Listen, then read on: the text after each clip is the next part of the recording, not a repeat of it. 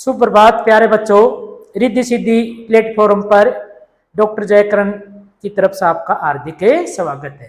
प्यारे बच्चों, आज हमारा टॉपिक रहेगा हिंदी व्याकरण में संधि। टॉपिक कौन सा रहेगा? संधि।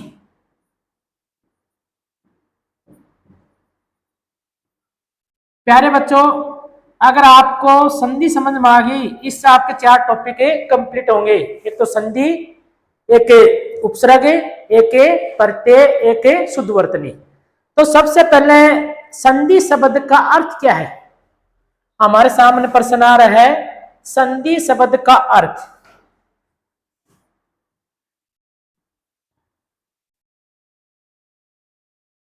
तो प्यारे बच्चों, संधि शब्द का अर्थ है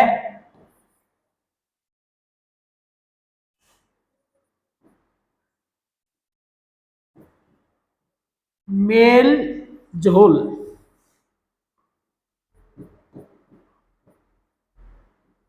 समझौता,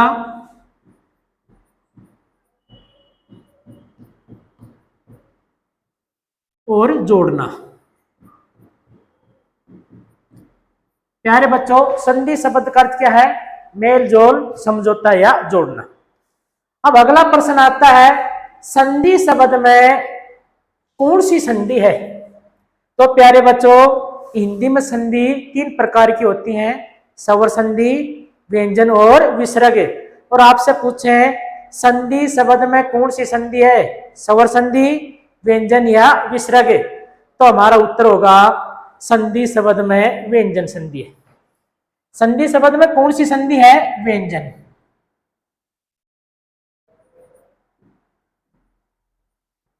व्यंजन। अब इसका संधि विच्छेद क्या होगा? प्यारे बच्चों, इसका संधि विच्छेद होगा समय प्लस धी। समय प्लस धी।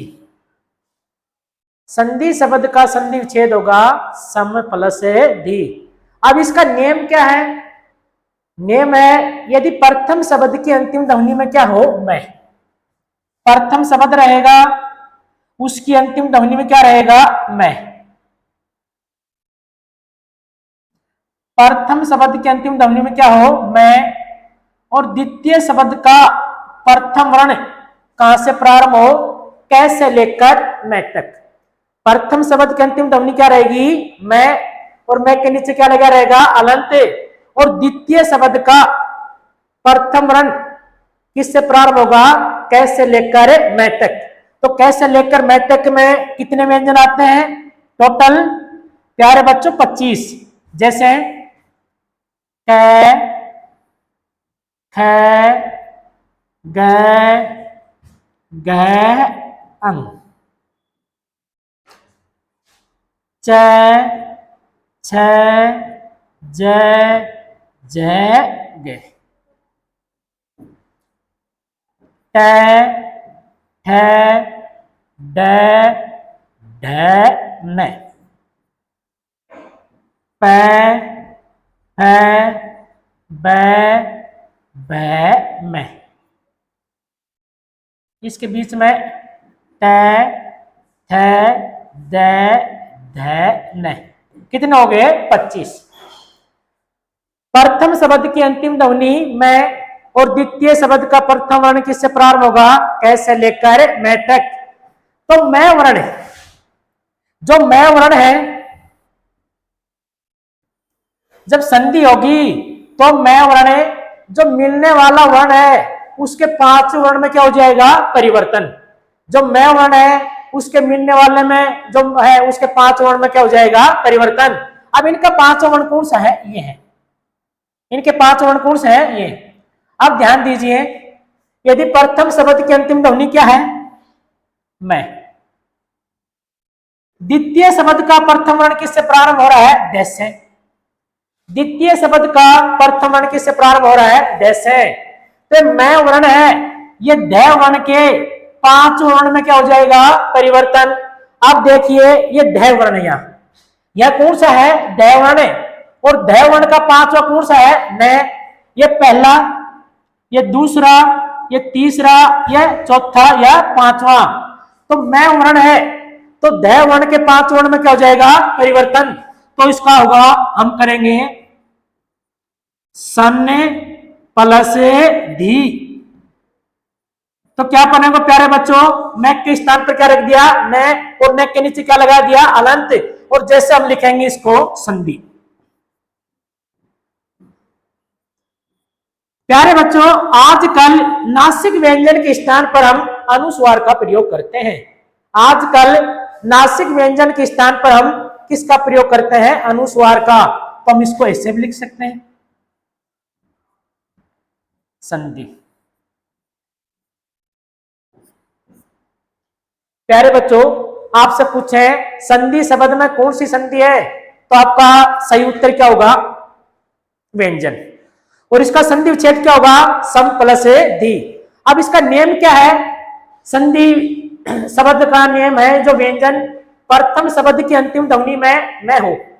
प्रथम शब्द की अंतिम ध्वनि में क्या हो? मैं। और द्वितीय शब्द का प्रथम वर्ण कहां से प्रारंभ हो? कैसे लेकर मैं तक। द्वितीय शब्द का प्रथम वर्ण किससे प्रारंभ हो? कैसे लेकर मैं तक। तो मैं वर्ण है जो द्वितीय शब्द है, उसके 5 वर्ण में क्या हो जाएगा? परिवर्तन। उसके 5 वर्ण में क्या हो जाएगा? परिवर्तन। जैसे आ जाए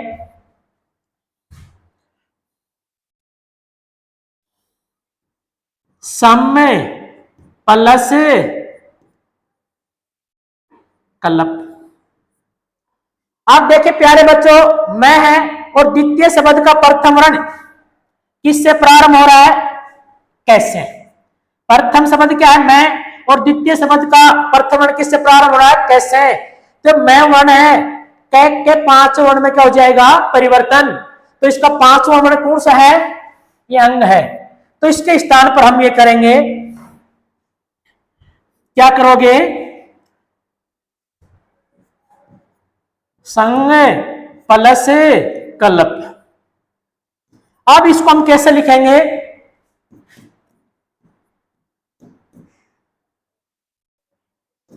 आजकल इसके स्थान पर हम अनुस्वार का भी प्रयोग कर देंगे, संकल्प। प्यारे बच्चों, हरियाणा HSC-CET 6 नवंबर को आया था कि संकल्प शब्द में कौन सी संधि है? तो आपका उत्तर क्या होगा? व्यंजन संधि। कौन सी संधि है? व्यंजन। एक राजस्थान नीति में पूछा गया था चिंतन। प्यारे बच्चों, चिंतन और चिंतन शब्द का संधि विच्छेद कराया था। तो आप चिंतन का संधि विच्छेद क्या होगा? कई बच्चे चित्त प्लस तन करा, तो चिंतन का सही संधि विच्छेद क्या होगा? प्यारे बच्चों, चिम प्लस तन। चिम प्लस तन। तो मैं वर्ण है जो मिलने वाला तय है, इसके नासिक व्यंजन में क्या हो जाता है? परिवर्तन। हम इसको ऐसे भी लिख सकते हैं, चिंतन। तो राजस्थान नीति 2022 में पूछा गया प्रश्न है, चिंतन शब्द का संधि विच्छेद क्या होगा? चिम प्लस तन, और मैं के नीचे क्या लगेगा? अलंत। तो कहने का अर्थ है व्यंजन शब्द में कौन सी संधि है? व्यंजन। अब प्यारे बच्चों, आपसे पूछ लें व्यंजन शब्द में उपसर्ग कौन सा है? तो आपका उत्तर होना चाहिए सम। आपका उत्तर क्या होना चाहिए? सम। मैं के नीचे अलंत। अगर किसी शब्द में संधि हो, अगर किसी शब्द में संधि हो, अगर उसमें उपसर्ग पूछता है, सबसे पहले हम उस शब्द का क्या करेंगे? संधि विच्छेद। अगर संधि विच्छेद करते समय जो पहला शब्द रहेगा वो क्या कहलाएगा? उपसर्ग। हर शब्द उपसर्ग नहीं रहेगा, पहला शब्द क्या कहलाएगा? उपसर्ग। तो आपसे पूछ लें संधि शब्द में कौन सा उपसर्ग है? सम।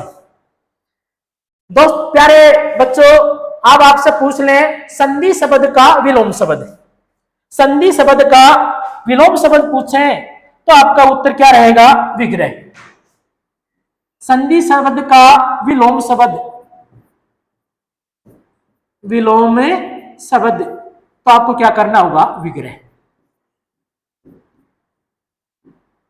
संधि शब्द का विलोम शब्द क्या रहेगा? विग्रह। संधि शब्द का विलोम शब्द क्या रहेगा? विग्रह। प्यारे बच्चों, संधि शब्द का अर्थ होता है मेल जोल, समझौता, जोड़ना। जैसे कभी कभी एक देश से दूसरे देश की दुश्मनी होती है, और जैसे ही दोस्ती होती है तो एक देश दूसरे देश से व्यापार करते हैं, तो आपस में क्या होता है, मेल जोल, समझौता या जोड़ना। और संधि शब्द में कौन सी संधि है, व्यंजन। तो संधि विच्छेद क्या होगा, सम प्लस धी। और संधि शब्द में कौन सा उपसर्ग है, सम में। और संधि शब्द का विलोम शब्द क्या रहेगा, विग्रह। अब हमारे सामने प्रश्न आ रहा है, संधि किसे कहते हैं, संधि किसे कहते हैं। परिभाषा,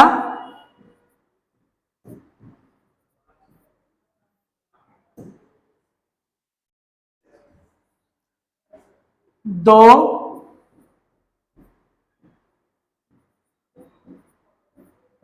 ध्वनियों या वर्णों के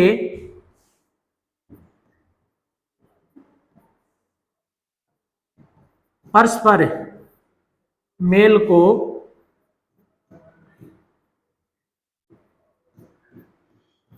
संधि कहते हैं, संधि कहते हैं।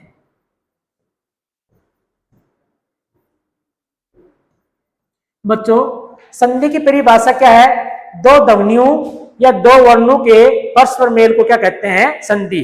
अर्थात जब दो ध्वनियां या दो वर्ण मिलते हैं और उनमें विकार उत्पन्न होता है, उनमें क्या होता है, विकार, और विकार का अर्थ होता है परिवर्तन, उसे क्या कहेंगे, संधि। दूसरी परिभाषा क्या है, अर्थात जब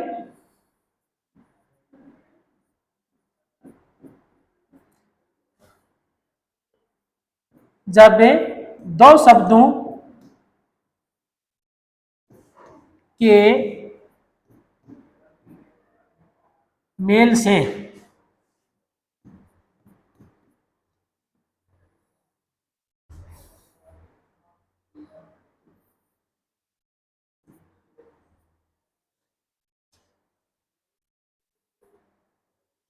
विकार,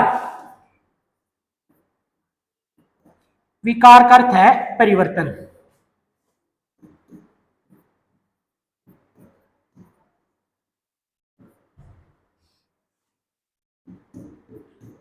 होता है जब दो शब्दों के मेल से, तो दो शब्दों का मेल का अर्थ होगा प्रथम शब्द की अंतिम ध्वनि,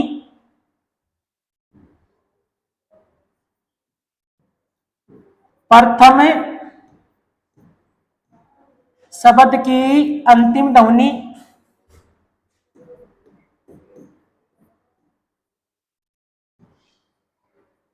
ध्वनि और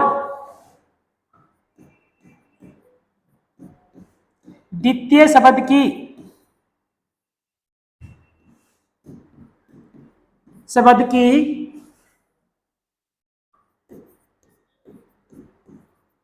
प्रथम ध्वनि में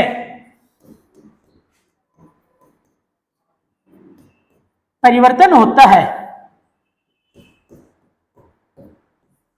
उसे संधि कहते हैं।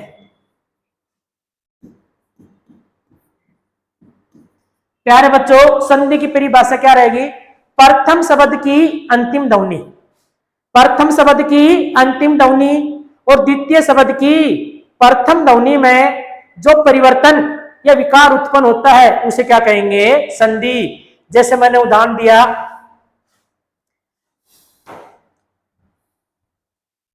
राम प्लस अवतार, अवतार। अब ध्यान दीजिए यह प्रथम शब्द है, इसकी अंतिम ध्वनि क्या है, ए। द्वितीय शब्द की प्रथम ध्वनि क्या है, ए। तो बच्चों ए प्लस एस से क्या बनेगा, आ। और ये आ क्या होगा, परिवर्तन। ये आ क्या होगा, परिवर्तन। प्रथम शब्द की अंतिम ध्वनि और द्वितीय शब्द की प्रथम ध्वनि में जो परिवर्तन या विकार उत्पन्न होता है उसे क्या कहेंगे, संधि। तो राम प्रथम शब्द है और अवतार क्या है, द्वितीय शब्द है। तो राम शब्द की अंतिम ध्वनि या अंतिम वर्ण क्या है, ए। क्या है, ए।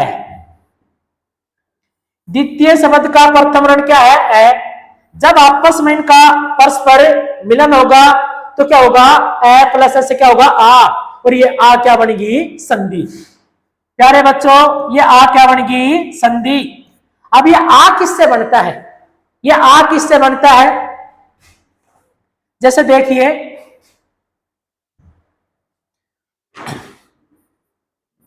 राम प्लस अवतार,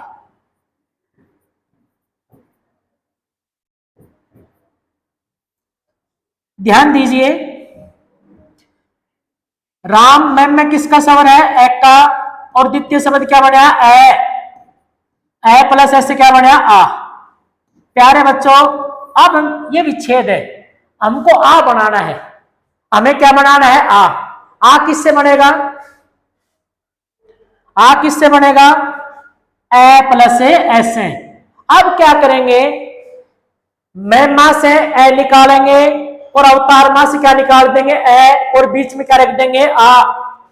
तो मैमा से ए निकाला तो हमारा क्या बनेगा, मैं के नीचे क्या लगेगा, अलंत, और बीच में क्या रख दिया, आ। इस मां से ए लिया और इस मां से ए, तो क्या बचेगा, वतार। ये वतार कैसे बना है, आ किससे बनता है, ए प्लस एस से। जब हम आ बनाएंगे तो मैमा से ए लेंगे और अवतार मां से क्या लेंगे, ए। तो मैमा से ए निकाला तो मैं के नीचे क्या लगेगा, अलंत, और बीच में क्या रख दिया, आ। अवतार मां से ए ले लिया तो क्या बचेगा, वतार। अब क्या करेंगे, इनको हम जोड़ेंगे, किन किन को जोड़ेंगे हम, इनको जोड़ेंगे, एक तो राम को, एक के आपको, एक के वतार को। जैसे ही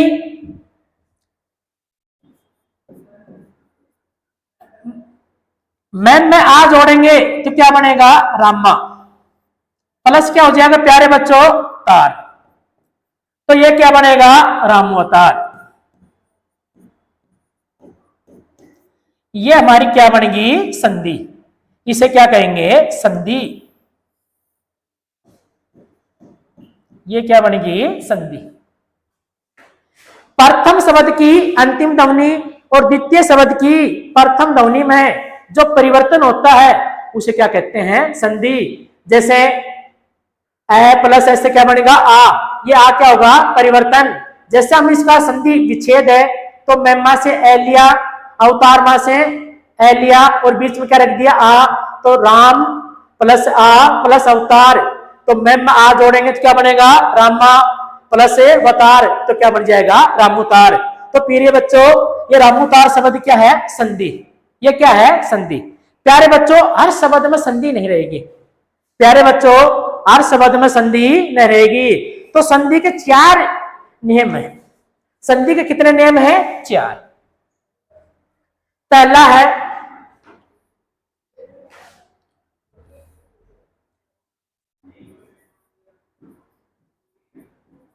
सार्थक शब्द प्लस सार्थक शब्द।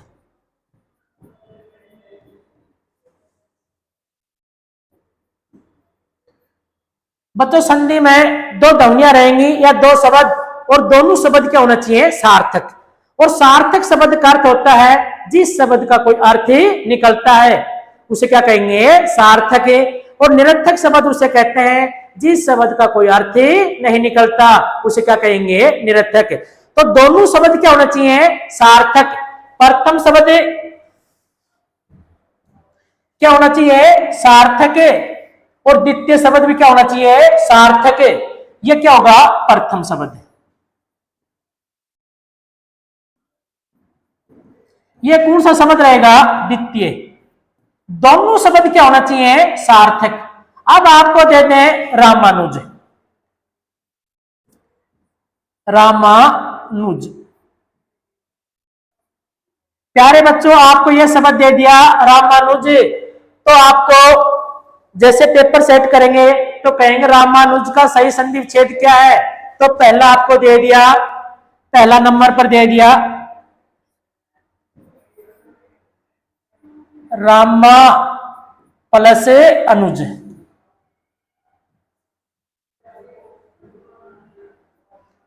दूसरा दे दिया आपको राम प्लस अनुज।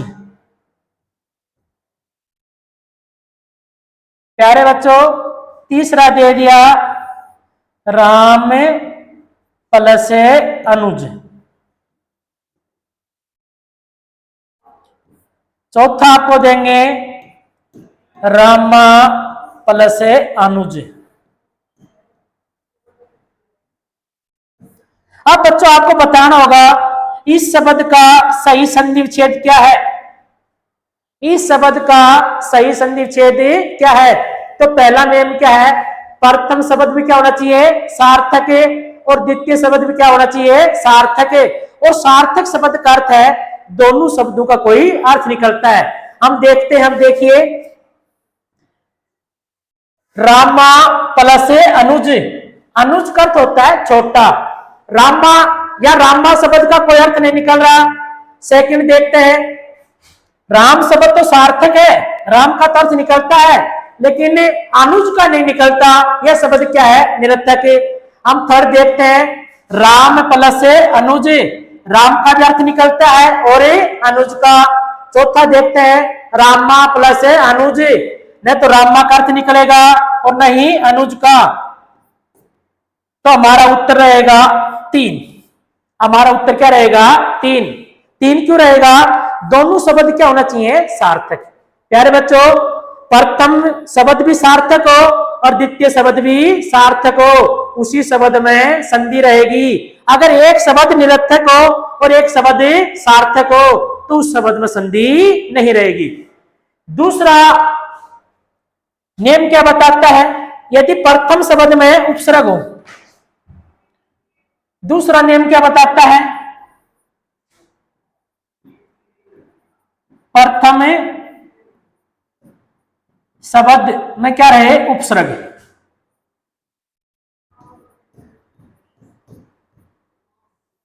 प्लस द्वितीय शब्द क्या होना चाहिए? सार्थक।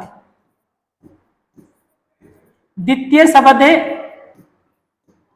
क्या होना चाहिए? सार्थक।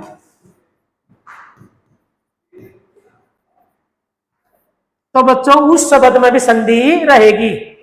अगर सार्थक शब्द हो, अगर उपसर्ग हो तो उस शब्द में संधि रहेगी। अगर प्रथम शब्द में क्या मिले? उपसर्ग। पहला शब्द क्या हो? उपसर्ग।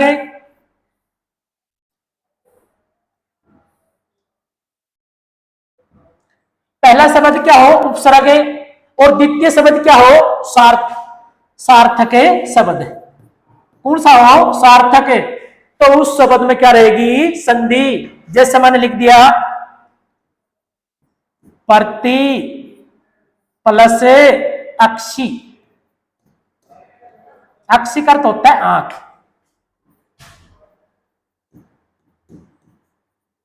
अब ध्यान दीजिए, प्रति प्लस अक्षी, ये प्रति क्या है? उपसर्ग। ये उपसर्ग होते हैं, ये शब्द के अंश होते हैं। ये उपसर्ग होते हैं, ये शब्द के अंश होते हैं। इनका कोई स्वतंत्र महत्व नहीं होता। ये किसी शब्द के पहले जुड़कर उस शब्द का अर्थ क्या कर देते हैं? परिवर्तन। तो पहला शब्द हमारे क्या है? उपसर्ग। ये पहला शब्द क्या है? उपसर्ग। अक्षी का अर्थ है आंख। ये आंख क्या है? सार्थक शब्द। तो इसका संधि क्या होगा? प्रत्यक्ष। इसकी संधि क्या बनेगी? प्रत्यक्ष। प्रत्यक्ष।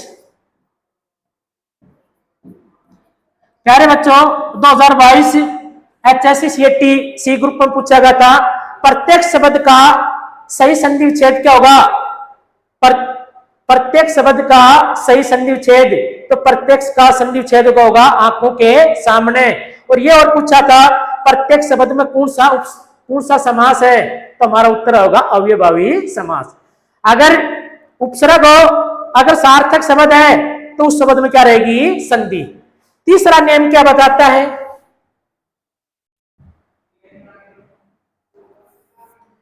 सार्थक शब्द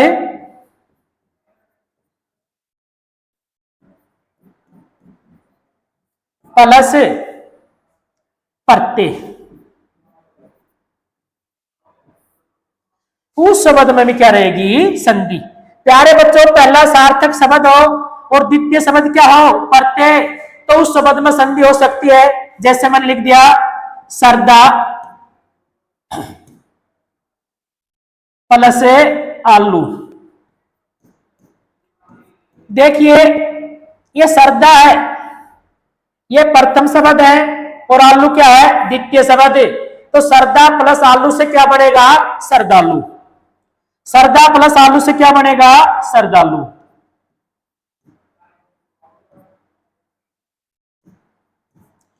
तीसरी शर्त क्या संधि की, यदि सार्थक शब्द हो और द्वितीय शब्द क्या हो, प्रत्यय, तो उस शब्द में क्या रहेगी, संधि। चौथी शर्त क्या लगते हैं,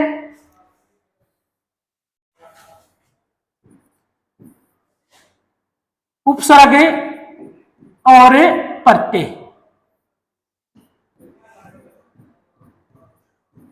प्यारे बच्चों, यदि प्रथम शब्द उपसर्ग हो और द्वितीय शब्द क्या हो, प्रत्यय, तो उस शब्द में संधि रहेगी। जैसे अति प्लस इत। प्यारे बच्चों, अति है ये उपसर्ग है, पर इत है ये क्या है, प्रत्यय, तो इसमें क्या रहेगी, संधि।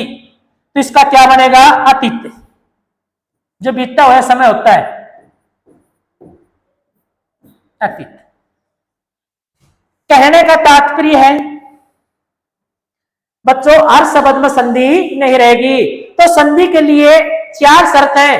प्रथम क्या है, प्रथम शब्द सार्थक प्लस सार्थक, दोनों शब्द क्या होना चाहिए, सार्थक। पहला शब्द भी सार्थक हो और द्वितीय शब्द भी सार्थक है, तो उस शब्द में क्या रहेगी, संधि। जैसे राम प्लस अनुज, तो इसका संधि छेद क्या हुआ हमने, राम प्लस अनुज। ये दोनों शब्द क्या है, सार्थक। अगर पहला शब्द निरर्थक है, सेकंड सार्थक है, तो शब्द में संधि नहीं रहेगी। तो संधि में दोनों शब्द क्या होना चाहिए, सार्थक, और दोनों शब्दों का अर्थ सार्थक हो, उसी शब्द में संधि रहेगी। और दूसरा नियम क्या है, यदि प्रथम शब्द में उपसर्ग हो, अगर द्वितीय शब्द सार्थक शब्द हो, पहला शब्द क्या हो, उपसर्ग, और द्वितीय शब्द क्या हो, सार्थक शब्द, तो उस शब्द में भी क्या रहेगी, संधि। जैसे प्रति प्लस अक्षी, प्रति क्या है, उपसर्ग, अक्षी क्या है, सार्थक शब्द, तो इसका बनता है प्रत्यक्ष। तीसरा क्या है, ये पहला शब्द क्या हो, सार्थक, और द्वितीय शब्द क्या हो, प्रत्यय, तो उस शब्द में भी संधि रहेगी। जैसे सरदा प्लस आलू, सरदा क्या है, सार्थक शब्द है, और आलू क्या है, प्रत्यय, तो इसका संधि क्या बनेगा, सरदालू। चौथा क्या है, यदि प्रथम शब्द उपसर्ग हो और द्वितीय शब्द क्या हो, प्रत्यय, तो उस शब्द में संधि रहेगी, अति प्लस इत, तो क्या बनेगा, अतीत।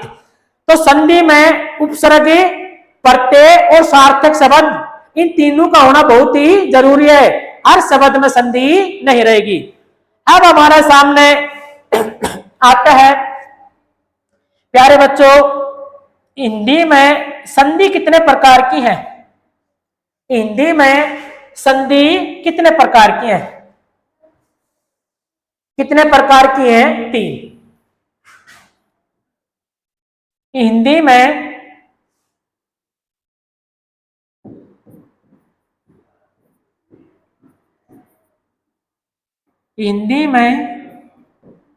संधि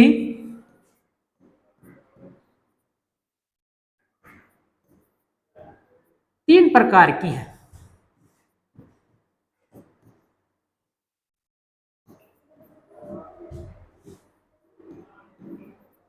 प्यारे बच्चों, हिंदी में संधि कितने प्रकार की होती हैं, 3। वो 3 कौन कौन सी हैं, स्वर संधि,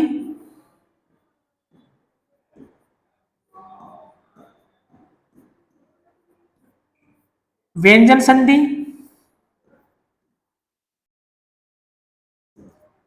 व्यंजन संधि, तीसरी है विसर्ग संधि, विसर्ग संधि। प्यारे बच्चों, हिंदी में संधि 3 प्रकार की होती है, स्वर संधि, व्यंजन संधि और विसर्ग संधि। स्वर संधि किसे कहते हैं? स्वर संधि में दोनों ध्वनियां, प्रथम शब्द की अंतिम ध्वनि और द्वितीय शब्द की प्रथम ध्वनि में क्या होना चाहिए? स्वर। पहले शब्द की अंतिम ध्वनि में और द्वितीय शब्द की प्रथम ध्वनि में क्या हो? स्वर। उसे क्या कहेंगे? स्वर संधि। इसकी दूसरी परिभाषा है, जब स्वर के साथ स्वर का मेल हो उसे क्या कहेंगे? स्वर संधि। प्यारे बच्चों, स्वर संधि किसे कहेंगे? जब स्वर के साथ स्वर का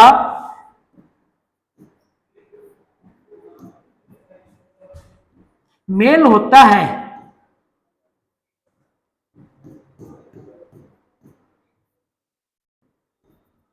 उसे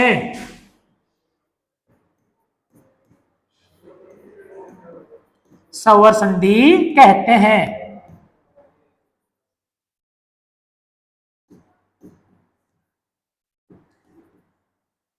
जब स्वर के साथ स्वर का मेल नहीं होता है उसे क्या कहेंगे? स्वर संधि। प्यारे बच्चों, इसकी सेकंड परिभाषा क्या है? प्रथम शब्द की अंतिम ध्वनि में, प्रथम शब्द की अंतिम ध्वनि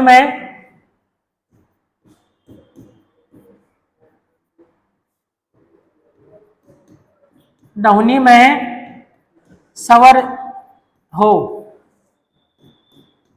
और द्वितीय शब्द की प्रथम ध्वनि में, द्वितीय शब्द की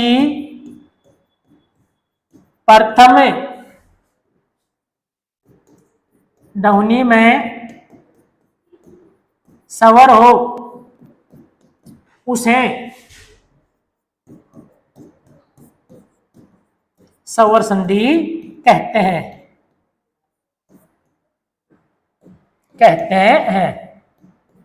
प्यारे बच्चों, स्वर संधि की परिभाषा क्या होगी? जब स्वर के साथ स्वर का मेल हो उसे क्या कहेंगे? स्वर संधि। दूसरी परिभाषा, प्रथम शब्द की अंतिम ध्वनि में क्या हो? स्वर। और द्वितीय शब्द की प्रथम ध्वनि में क्या हो? स्वर। उसे क्या कहेंगे? स्वर संधि। जैसे मैं आपको उदाहरण से समझा रहा हूं, जैसे मैंने लिख दिया, जैसे देखिए, मुर प्लस अरी, मुर प्लस अरी। ध्यान दीजिए, ये मुर है प्रथम शब्द और दूसरा क्या है? अरी। प्यारे बच्चों, मुर प्लस अरी। अब देखिए, ये र है, इस र में किसका स्वर है? एक का। ये प्रथम शब्द है, इसकी अंतिम ध्वनि र में किसकी आएगी? एक की। और ये अरी क्या है? द्वितीय शब्द, तो इसका प्रथम स्वर क्या है? ए। तो ए और ए ये दोनों क्या है? स्वर। ये दोनों क्या है? स्वर। प्रथम शब्द की अंतिम ध्वनि में स्वर है और द्वितीय शब्द की प्रथम ध्वनि में क्या है? स्वर। तो इसे क्या कहेंगे? स्वर संधि। तो इसका संधि क्या बनेगा? मुर प्लस अरी का मुरारी, मुरारी, मुरारी। प्यारे बच्चों, मुरारी किसको कहते हैं? श्री कृष्ण को। क्यों कहते हैं? श्री कृष्ण ने मुर नामक राक्षस का वध किया था। श्री कृष्ण ने मुर नामक राक्षस का क्या किया था? वध। और इस कारण उसको क्या कहते हैं? मुरारी। दो अरी होती हैं, अरी और अरी। प्यारे बच्चों, इन दोनों अरियों में अंतर क्या है? पहले अरी, छोटी अरी का अर्थ होता है शत्रु। छोटी अरी का अर्थ क्या होता है? शत्रु या दुश्मन। और बड़ी अरी का अर्थ होता है संबोधन। बड़ी अरी का अर्थ क्या होगा? संबोधन। पति होता है, वो अपनी पत्नी को किससे संबोधन करा करता है? अरी से। अरी क्या कर रही हो? और पत्नी अपने पति को संबोधन किससे करती है? अजी सुनते हो। तो मुरारी में संधि कौन सी है? स्वर संधि। तो मुरारी किसे कहते हैं? श्री कृष्ण को, ये नहीं श्री कृष्ण मुरली बजाते थे, तो इसका अर्थ है एक मुर राक्षस था और उसका वध किसने किया था? श्री कृष्ण ने। इस कारण श्री कृष्ण क्या कहते हैं? मुरारी। तो मुरारी शब्द में कौन सी संधि है? सवर संधि। मुर प्लस से अरि। अगर मुरारी में आपसे समास पूछे तो कौन सा करोगे? बहुब्री। समास कौन सा आएगा? बहुब्री। समास कौन सा आएगा? बहुब्री। आगे देखते हैं, सवर संधि के कितने भेद हैं? एचपी 2021 में पूछा था सवर संधि किसे कहते हैं, और एचएससी सीएटी 2022 में पूछा था सवर संधि के कितने भेद हैं? तो हमारा उत्तर आएगा 5। सवर संधि कितने प्रकार के प्यारे बच्चों? 5 प्रकार की है। सवर संधि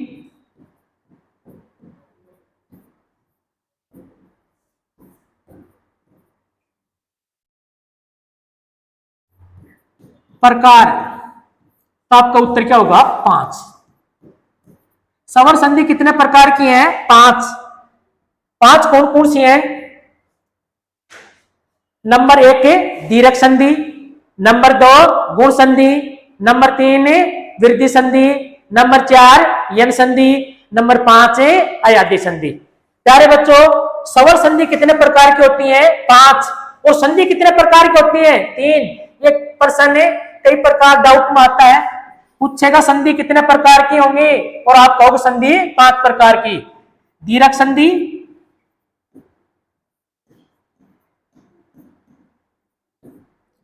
नंबर 2 गुण संधि,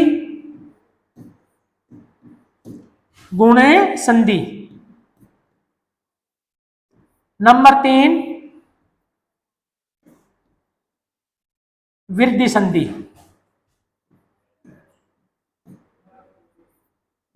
नंबर 4 यण संधि, नंबर 5 अयादी संधि। अयादी संधि। प्यारे बच्चों, संधि तो 3 प्रकार की होती हैं, स्वर, व्यंजन और विसर्ग। और स्वर संधि के कितने भेद हैं? तो हमारा उत्तर होगा 5। वो 5 कौन कौन सी है? दीर्घ संधि है, गुण संधि है, वृद्धि संधि है, यण संधि और अयादी संधि। सबसे पहले हम वर्णन करेंगे दीर्घ। सबसे पहले हम कौन सी संधि का वर्णन करेंगे? दीर्घ संधि का। नंबर 1 दीर्घ, दीर्घ संधि।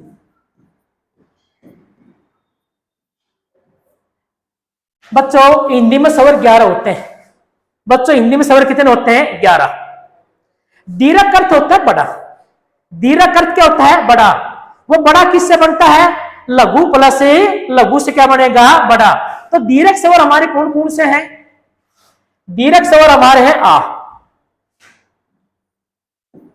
ये आ किससे बनता है? ए प्लस ए, और बड़ी ई और बड़ा ऊ। इनको हम क्या कहेंगे? दीर्घ स्वर। ये क्या है? दीर्घ स्वर। अब इनके मात्रा देखते हैं। आ की मात्रा क्या है? ये मात्रा है।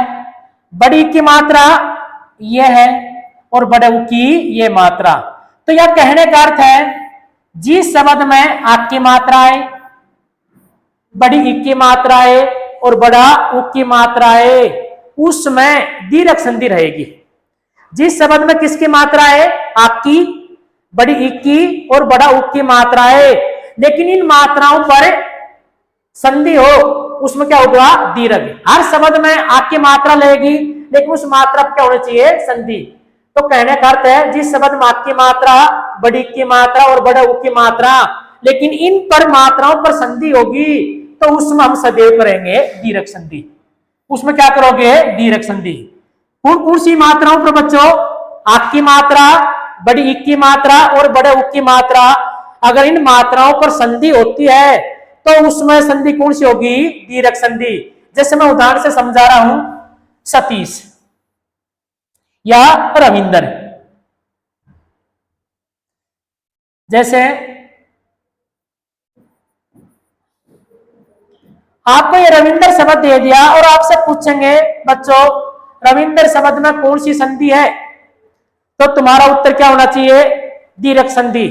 इसमें दीर्घ संधि क्यों है, आप देखिए इनमें जो रविंद्र शब्द है इस पर किसकी मात्रा है, किसकी मात्रा है, इक्की। अब इस पर संधि क्या होगी इसकी, रवि प्लस इंद्र, तो हमारा उत्तर क्या होगा, दीर्घ। तो इससे विप पर क्या है, संधि कौन सी है, दीर्घ। जैसे पूछ ले विद्यालय, बच्चों इसमें संधि कहां हो रही है, दैप्य, और दैप्य किसकी मात्रा है, आकी, तो इसका संधि विच्छेद क्या होगा, विद्या प्लस आले। जैसे दे दिया भानुदे। अब हमारे सामने यह प्रश्न आ रहा है, इसमें दो मात्राएं हैं, एक तो आक की मात्रा, एक बड़े उक की मात्रा।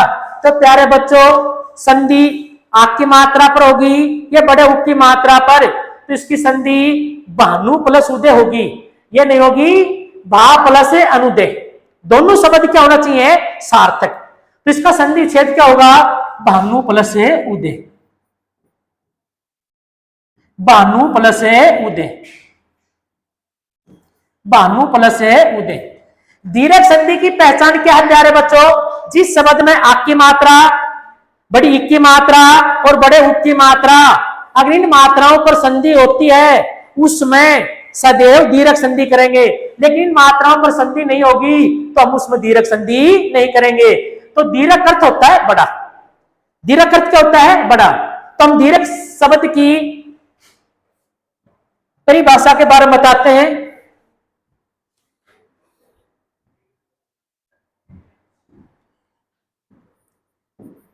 दीर्घ संधि,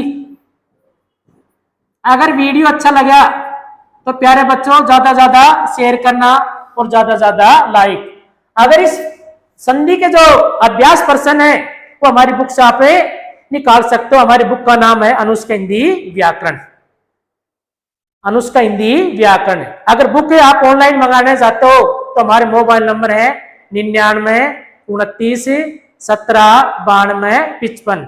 अगर सभी प्रकार की पीडीएफ चाहते हो तो हमारा टेलीग्राम ग्रुप है अनुष्का पब्लिकेशन, वो आप ज्वाइन कर सकते हो।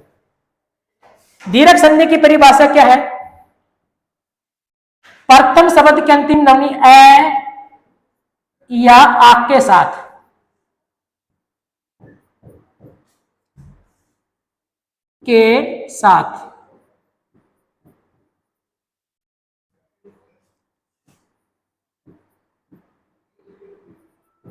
ए या आक का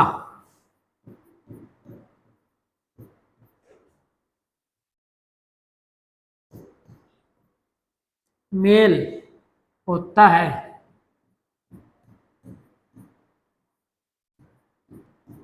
तो आ बन जाता है, आ हो जाता है।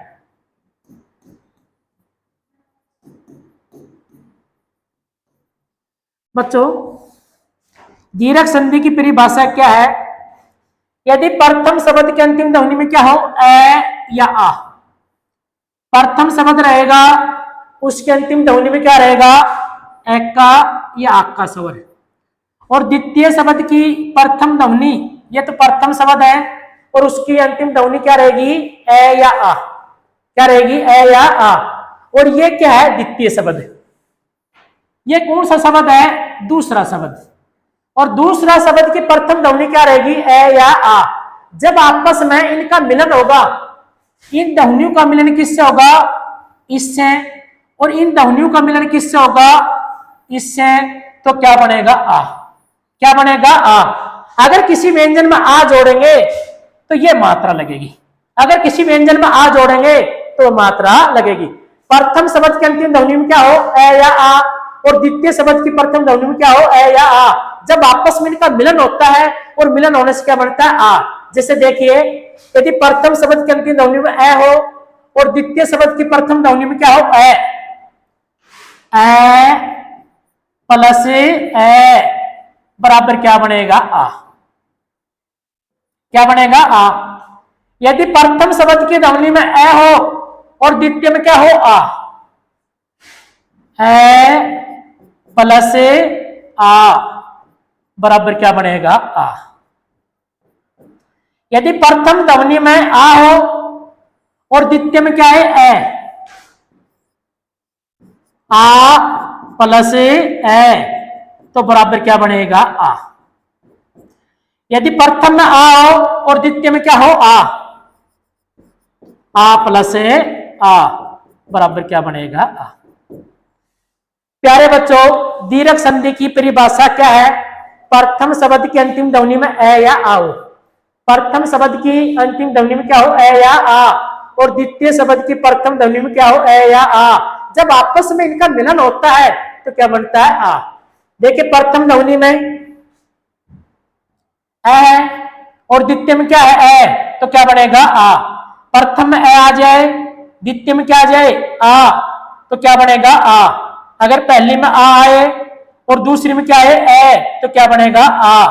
अगर दूसरी में पहली में आ और दूसरी में आ तो क्या बनेगा आ।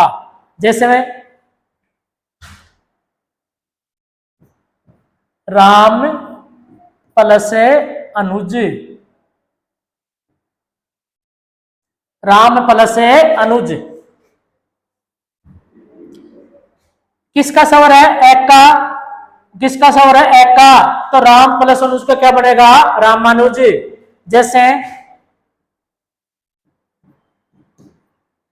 पुस्तक प्लस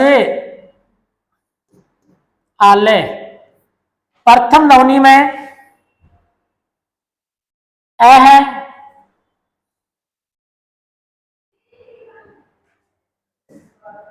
द्वितीय में क्या है आ, तो पुस्तक प्लस आले से क्या बनेगा पुस्तकालय। जैसे आ जाए विद्या प्लस अर्थी, प्रथम ध्वनि में आ है, दूसरी में क्या है ए, तो विद्या प्लस अर्थी से क्या बनेगा विद्यार्थी। जैसे आ जाए अगला उदाहरण विद्या प्लस आलय तो क्या बनेगा विद्यालय। प्यारे बच्चों, दीर्घ संधि की परिभाषा है दोनों ध्वनियों में किसका संबंध होना चाहिए ए या आ का, ए या आ का तो क्या होगी दीर्घ बनेगा आ। हम इसके उदाहरण लेते हैं, उदाहरण देखिए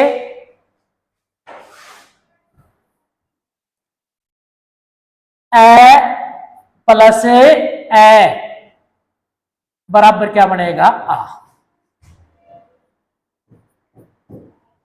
बच्चों प्रथम ध्वनि क्या किसकी होगी एक की, प्रथम शब्द की अंतिम ध्वनि क्या होगी एक की, और द्वितीय शब्द की प्रथम ध्वनि क्या होगी एक की, तो क्या बनेगा ए।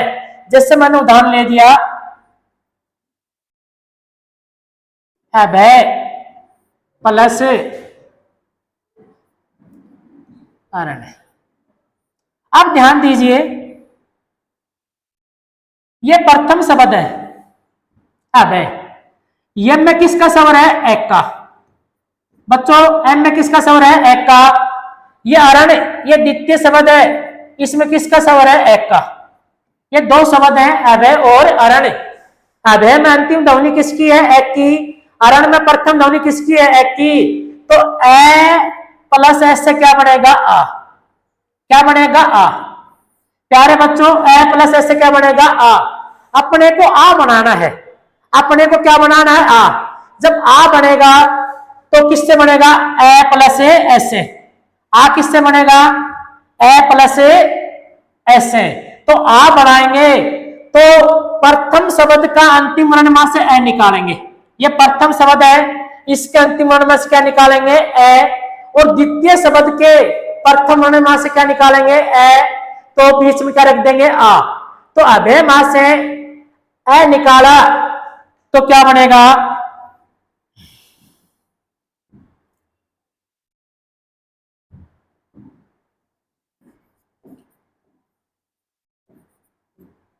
ये के नीचे क्या लगेगा अलंत क्यों लगेगा, इस मां से ए ले लिया, ये आ किससे बना है ए प्लस ए, तो बीच में क्या रख देंगे आ।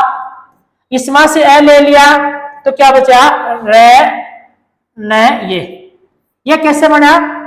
इसमें से ए लिया और इसमें से ए, बीच में क्या बनेगा? आ। अब क्या करेंगे प्यारे बच्चों, इन तीनों को जोड़ेंगे।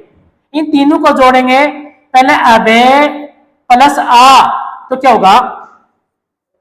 ए बेया प्लस रणे, तो क्या बनेगा? अभ्यारण्य। ये कई बार शब्द शुद्धि में आता है, अभ्यारण्य। ये क्या कहलाएगी? संधि। ये क्या कहलाएगी? संधि। किससे की है? विच्छेद से। किससे की है? विच्छेद से। ये विच्छेद से संधि बनाने का तरीका है। ये विच्छेद से क्या है? संधि बनाने का तरीका। प्रथम शब्द की अंतिम ध्वनि में ए लिया और द्वितीय शब्द की प्रथम ध्वनि में क्या लिया? ए। तो ए निकाल कर क्या बनाया? आ। ये आ बनता है ए प्लस एस से। तो दोनों ध्वनियों में ए निकाल लिया, ये मा से और अनमा से, बीच में क्या रख दिया? आ। फिर क्या बनेगा? अबे प्लस आ, तो अभ्या प्लस रणे, तो क्या बनेगा? अभ्यारण्य। तो अभ्यान क्या बनेगी? संधि। अभ्यान क्या बनेगी? संधि। ये तो क्या था प्यारे बच्चों? विच्छेद से क्या बनाई है? संधि। कई बार पेपर में विच्छेद देगा और उसकी क्या बनाएगा? संधि। विच्छेद शब्द देगा तो क्या बनाएगा? संधि। जैसे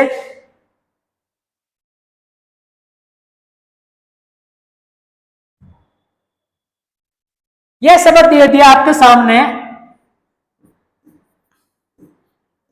गीतांजलि।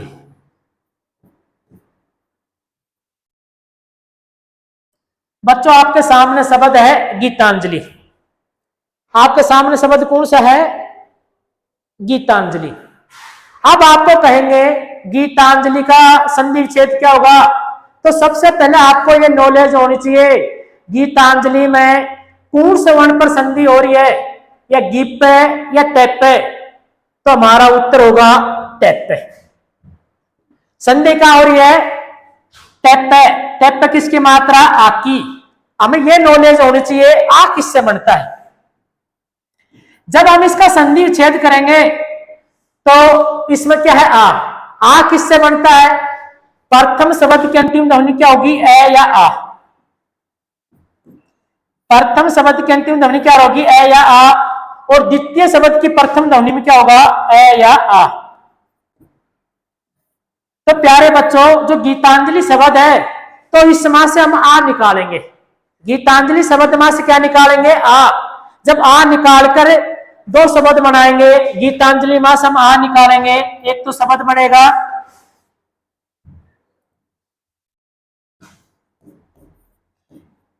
अगर आ निकालेंगे टेक के नीचे क्या लगेगा? अलंत।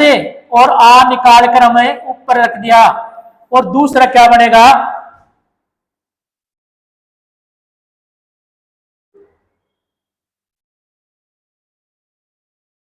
ये नहीं बनेगा, इसमें ये बनेगा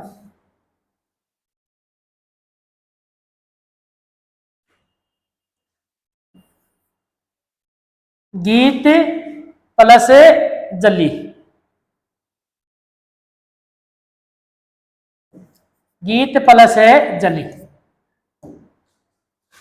अब हमारे सामने दो शब्द है, एक तो क्या है? गीत है, एक क्या है? जली। अब देखो, गीत में आका स्वर जुड़ेगा, एका। तो गीतांजलि का गीता प्लस अंजलि करेंगे, गीत प्लस अंजलि, तो हम इसमें एका स्वर जोड़ेंगे। किसका स्वर जोड़ेंगे? एका। अंजलि करेंगे का अंजलि, तो हमारा उत्तर होगा अंजलि। जो गीतों की पंक्ति होती है उसे क्या कहते हैं? गीतांजलि। अंजलि का अर्थ होता है पंक्ति, गीत मानी गीतों की। तो गीतांजलि का संधि विच्छेद क्या होगा? गीत प्लस है अंजलि। दूसरा उदाहरण देखते हैं।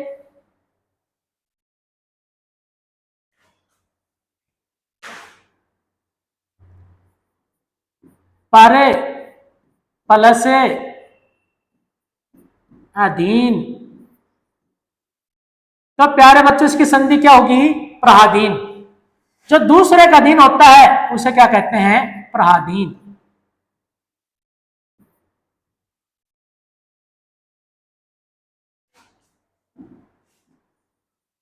वरुण प्लस अवतार, तो बच्चों इसका संधि क्या बनेगा? वर्ण अवतार।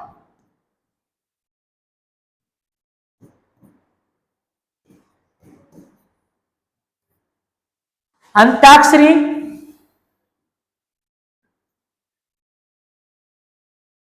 अंत्य प्लस अक्षरी, ये कई बार बच्चों शब्द शुद्धि में आता है, इसका संधि होगा अंत्याक्षरी।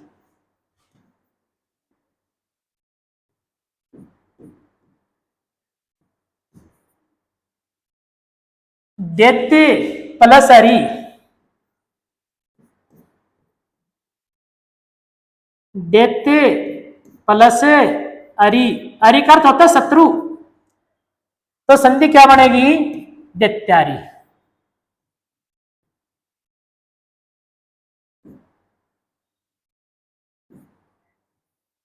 देव प्लस अधिपति, तो क्या बनेगी संधि? देवाधिपति।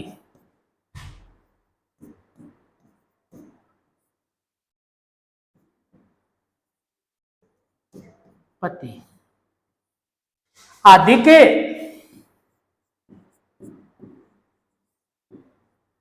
प्लस अधिक, तो बच्चों क्या बनेगी? अधिकाधिक।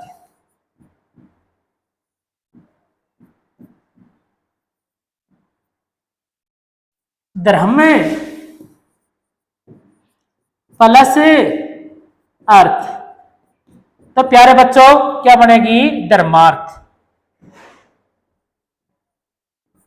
क्या बनेगी? धर्मार्थ। यह हमारी कौन सी संधि है? दीर्घ संधि का। परम प्लस अधिक प्राधीन, परम प्लस अधिक का क्या होगा? प्राधीन। वर्ण प्लस अवतार का क्या होगा? वर्ण अवतार। अंत्य प्लस अक्षरी का क्या होगा? अंत्याक्षरी। दैत्य प्लस हरि का क्या होगा? दैत्यारी। देव प्लस अधिपति का देवाधिपति। अधिक प्लस अधिक का क्या होगा? अत्याधिक। धर्म प्लस अर्थ का धर्मार्थ, धर्म प्लस अर्थ का क्या होगा? धर्मार्थ। ये तो क्या था? विच्छेद, और विच्छेद से क्या बनाई है?